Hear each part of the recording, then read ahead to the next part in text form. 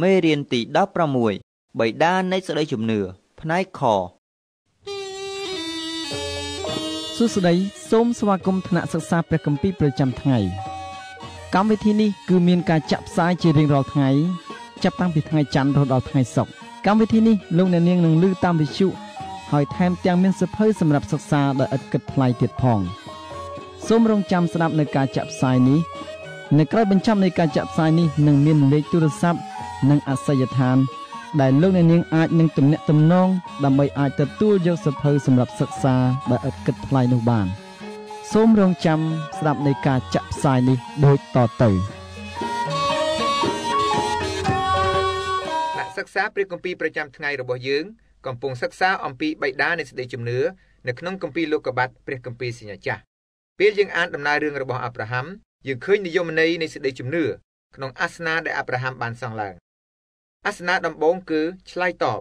សូមព្រះជាម្ចាស់បង្រៀនទូលបង្គំនោះជាវិធីចាប់ផ្ដើមបន្ទាប់មកយើងឃើញការប្រែចិត្តអាប់រ៉ាហាំបានតស៊ូនៅអាសនាទី2នៅពេលដែលព្រះជាម្ចាស់បានបង្ហាញលោកពីសារៈសំខាន់នៃការប្រែចិត្តអាប់រ៉ាហាំបានធ្វើដំណើរទៅទិសខាងត្បូងពេលអាប់រ៉ាហាំបានចុះទៅកាន់ស្រុកអេស៊ីបលោកបានស្ថិតក្នុងភាពវឹកវរខាងវិញ្ញាណលោកមិនត្រឹមតែធ្វើដំណើរតាមភូមិសាស្ត្រទៅទិសខាងត្បូងប៉ុណ្ណោះទេតែដំណើរខាងវិញ្ញាណរបស់លោកក៏ឆ្ពោះទៅទិសខាងត្បូងដែរលោកបានស្នាក់នៅក្នុងស្រុកអេស៊ីបក្រោយមកលោកបានចាក់ចេញពីស្រុកអេស៊ីប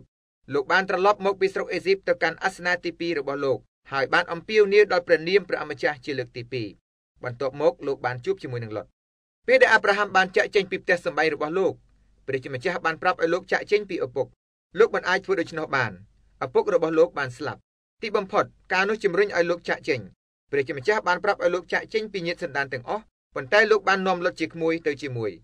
ឪពុករបស់លោកមានប្អូនប្រុសម្នាក់ឈ្មោះហារ៉ានហើយហារ៉ានមានកូនប្រុសម្នាក់ឈ្មោះឡុតពេលដែលហារ៉ានបានស្លាប់ទៅ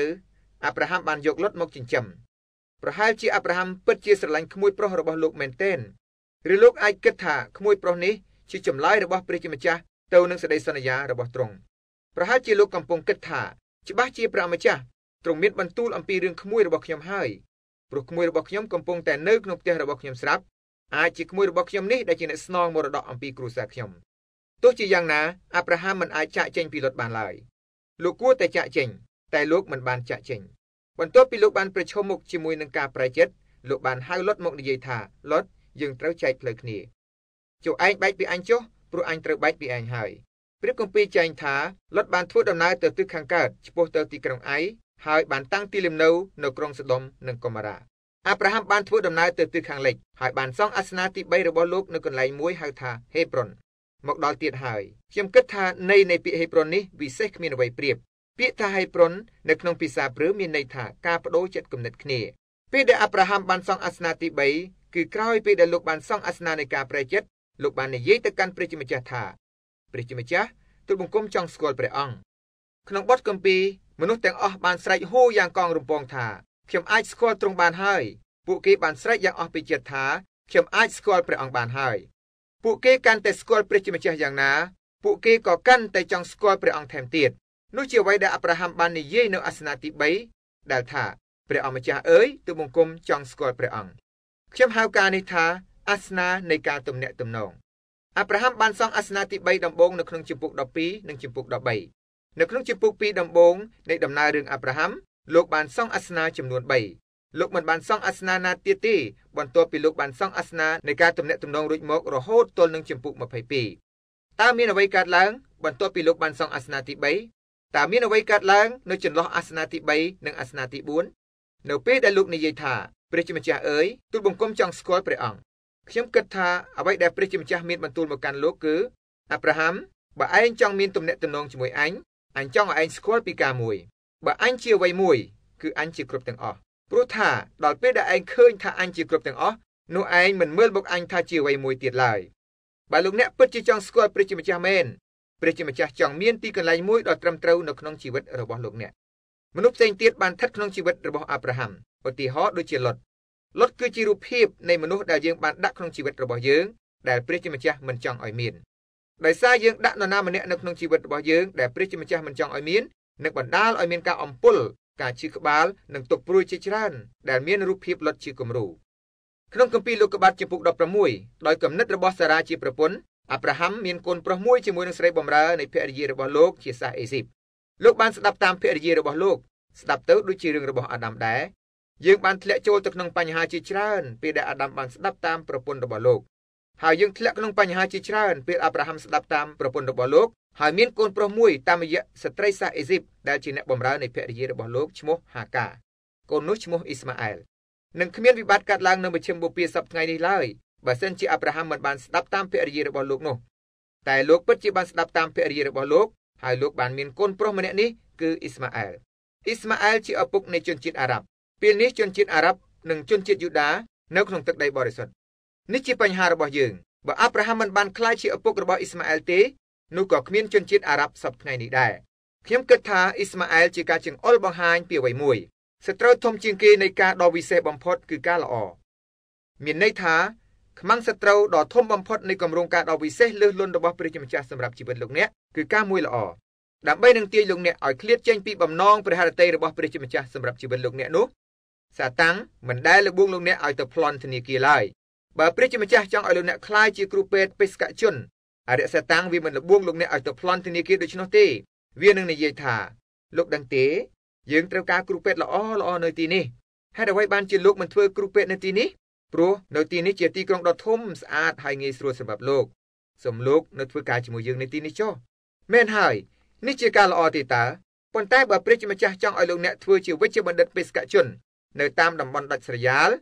ឬនៅជនបទការល្អនោះគឺជាសត្រូវដ៏ធំបំផុតដែលរាំងរាពីគម្រោងការដ៏ពិសេសក្នុងជីវិតរបស់លោកអ្នកនោះជាវិធីនិងល្បិចកលរបស់អរិយសាតាំងដែលវាធ្វើការវាទប់យើងពីការដ៏ពិសេសរបស់ព្រះដោយផ្ដល់ឲ្យយើងនៅអ្វីម្យ៉ាងដ៏ល្អមិនមែនជាការម្យ៉ាងដ៏អាក្រក់នោះឡើយអ៊ីស្ម៉ាអែលជារូបភាពបង្ហាញពីការនោះជារូបភាពនៃមនុស្សដ៏ល្អក្នុងជីវិតរបស់យើងតែមិនមែនជាការដ៏វិសេសបំផុតរបស់ព្រះជាម្ចាស់សម្រាប់ជីវិតលោកអ្នកឡើយក្នុងគម្ពីរលោកុបាទចំពុក16ពេលដែលអ៊ីស្ម៉ាអែលបានចាប់កំណើតហើយព្រះជាម្ចាស់បានលេចមកអាប់រ៉ាហាំម្ដងទៀតហើយអ្វីបានជាព្រះជាម្ចាស់បានលេចមកឲ្យលោកអាប់រ៉ាហាំនៅពេលនេះព្រះអង្គមានបន្ទូលទៅលោកថាអាប់រ៉ាហាំចូលដើរនៅចំពោះអញហើយឲ្យបានគ្រប់លក្ខចុះអ្វីដែលព្រះអង្គមានបន្ទូលនោះគឺ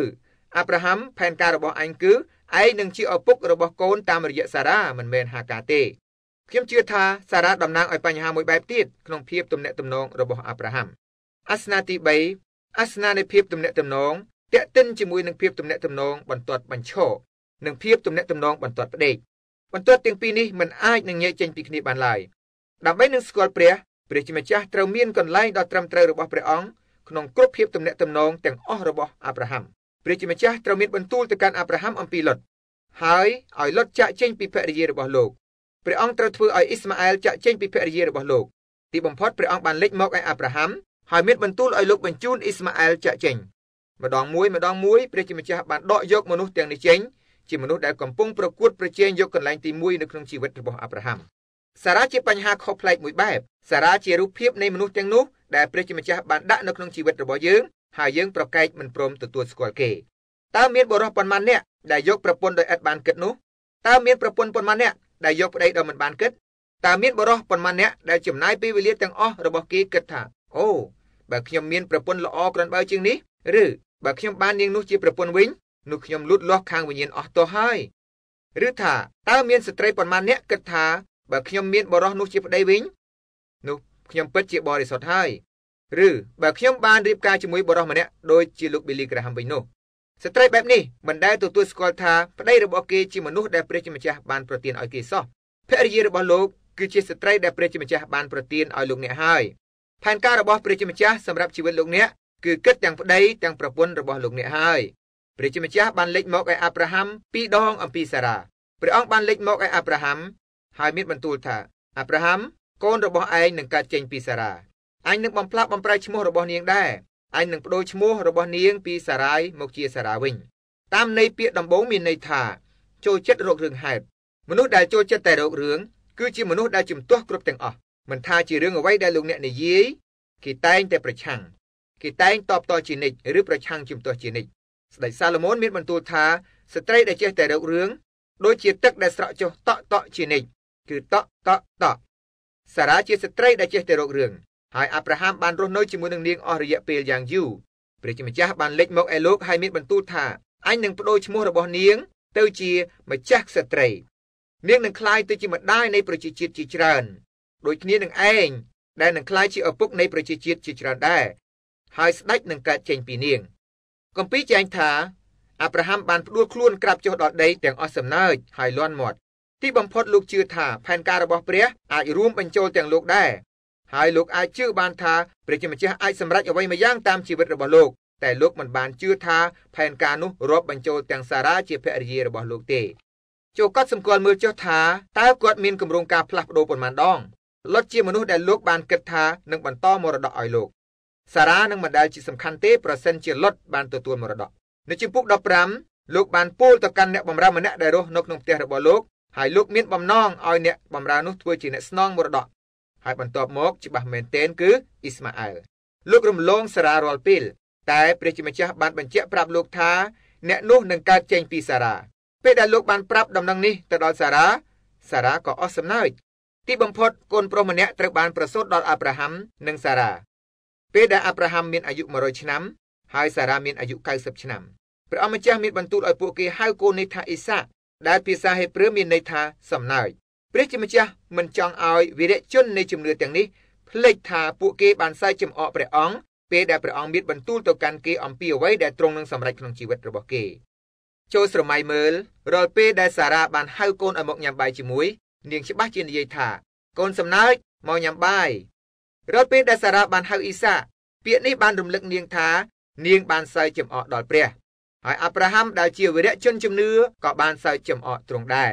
រាល់ពេលដែលប្តីប្រពន្ធនេះហៅឈ្មោះកូនព្រះជាម្ចាស់បានរំលឹកពួកគេថាពួកគេបានសើចចំអកដល់ព្រះអង្គមើលពួកគាត់ទាំងពីរជាវីរជននៃជំនឿចុងបញ្ចប់អាប់រ៉ាហាំបានសង់អាសនៈទី4នោះគឺជាអាសនៈដ៏សំខាន់បំផុតលោកបានសង់អាសនៈនេះនៅលើភ្នំមួយនៅក្នុងស្រុកម៉ូរីយ៉ាពាក្យថាម៉ូរីយ៉ាមានន័យថាព្រះយេហូវ៉ានឹងផ្គត់ផ្គង់រហូតមកទល់នឹងពេលនេះអាប់រ៉ាហាំសុទ្ធតែបានរើសរកទីកន្លែងលោកបានដាក់ឈ្មោះដង្វាយបូជាលោកបានជ្រើសរើសយកឈ្មោះចំទីកន្លែងតែអាសនៈទី4នេះមានលក្ខណៈខុសប្លែកពីពេលមុនព្រះជាម្ចាស់បានរើសរកទីកន្លែងព្រះជាម្ចាស់បានដាក់ឈ្មោះដង្វាយបូជា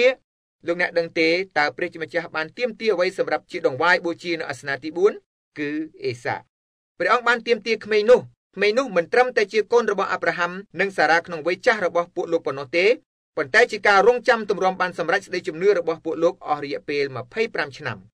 ព្រះជាម្ចាស់មានបន្ទូលថាអញចង់បានក្មេងនេះដូច្នេះអាប់រ៉ាហាំក៏បានឡើងទៅភ្នំម៉ូរីយ៉ាហើយប្រុងនឹងថ្វាយអេសាក់ជាយញ្ញបូជាឥឡូវនេះកុំអែអង្សហើយគិតពីរឿងយកមនុស្សដុតជាដង្វាយយញ្ញបូជានោះឡើយជាស្ដែងទីបំផុតនៃដំណើររឿងនេះប្រាប់ថាព្រះជាម្ចាស់មិនមានចេតនាយកមនុស្សធ្វើជារបៀបនោះឡើយនៅលើភ្នំម៉ូរីយ៉ាអាប់រ៉ាហាំមិនបានយកអេសាក់ថ្វាយជាយញ្ញបូជាឯណាគឺអាប់រ៉ាហាំបានថ្វាយអាប់រ៉ាហាំខ្លួនឯងហើយដូច្នេះខ្ញុំហៅអាសនៈទី4នេះថាអាសនៈនៃការចុះចូលឬអាសនៈនៃភាពប្រកបប្រជាលោកអ្នកស្គាល់រឿងនេះហើយលោកបំរុងនឹងថ្វាយអេសាក់ជាយញ្ញបូជានៅពេលដែលលោកនិងអេសាក់បានឡើងទៅលើភ្នំនោះលោកបាននិយាយទៅកាន់អ្នកបម្រើរបស់លោកថាឯងនៅទីនេះជាមួយនឹងសត្វលាចុះអញនិងអេសាក់នឹងឡើងទៅលើភ្នំហើយថ្វាយបង្គំព្រះជាម្ចាស់នៅទីនោះហើយយើងនឹងវិលមកឯឯងវិញអាប់រ៉ាហាំមិនបានសង្ស័យថាពួកគេទាំងពីរនឹងមិនបានវិលត្រឡប់មកវិញនោះឡើយគម្ពីរហេព្រើរនៅជំពូកនៃសេចក្តីជំនឿចែងថាអាប់រ៉ាហាំបានជឿថាព្រះជាម្ចាស់នឹងប្រោសអេសាក់ឲ្យរស់ពីស្លាប់បើសិនជាលោកបានសម្លាប់ក្មេងនោះថ្វាយព្រះអង្គអាប់រ៉ាហាំមានជំនឿទុកចិត្តដល់ព្រះជាម្ចាស់យ៉ាងខ្លាំងការដែលបានកាត់ឡើងពិតប្រាកដអាប់រ៉ាហាំមិនបានសម្លាប់កូនប្រុសរបស់លោកទេលោកបានយកឈាមថ្វាយជាយញ្ញបូជាដែលព្រះជាម្ចាស់បានផ្គត់ផ្គង់ឲ្យគឺឈាមដែលបានជាប់ស្នែងនៅកំពូលព្រៃម្ខាងលោកបានដាក់ឈ្មោះទីកន្លែងនោះថាយេហូវ៉ាជីរ៉េភាសាហេប្រឺមានន័យថាព្រះជាម្ចាស់នឹងផ្ដល់សក្ខីភាពឬផ្គត់ផ្គង់ឲ្យលោកអ្នកបានឃើញអាសនៈទាំង4របស់អាប់រ៉ាហាំហើយគឺអាសនៈនៃការឆ្លើយតបអាសនៈនៃការប្រែចិត្តអាសនៈនៃភាពទំនាក់ទំនងនិងអាសនៈនៃភាពប្រកបប្រជាតើលោកអ្នកបានសង់អាសនៈប៉ុន្មានហើយតើលោកអ្នកបានសង់អាសនៈនៃការឆ្លើយតបហើយឬនៅដែលនិយាយថាព្រះអម្ចាស់សូមបង្រៀនទូលបង្គំកំពុងតែសង់អាសនៈនៃការឆ្លើយតបតើលោកអ្នកបានសង់អាសនៈនៃការប្រែចិត្តឬទេមានន័យថាតើលោកអ្នកបានសម្អាតចិត្តគំនិតហើយញែកខ្លួនចេញពីការចាស់ហើយឬនៅតើលោកអ្នកបានសង់អាសនៈនៃភាពទំនាក់ទំនងហើយឬទេហើយលើសជាងនេះទៅទៀតតើលោកអ្នកបានសង់អាសនៈនៃភាពប្រកបប្រជាឬទេនោះហើយជាអត្ថន័យនៅក្នុងការសង់អាសនៈទី4សូមព្រះជាម្ចាស់ប្រទានពរអរគុណចំពោះការតាមដានស្ដាប់កម្មវិធីរបស់យើងខ្ញុំ ប្រសិនបើលោកអ្នកចង់បានគុណសៀវភៅមេរៀនសូមទំនាក់ទំនងជាមួយយើងខ្ញុំតាមទូរស័ព្ទលេខ012 70 34 54ឬតាមប្រអប់សម្បត្តិលេខ2581ភ្នំពេញ3កម្ពុជាសូមព្រះជាម្ចាស់ប្រទានពរ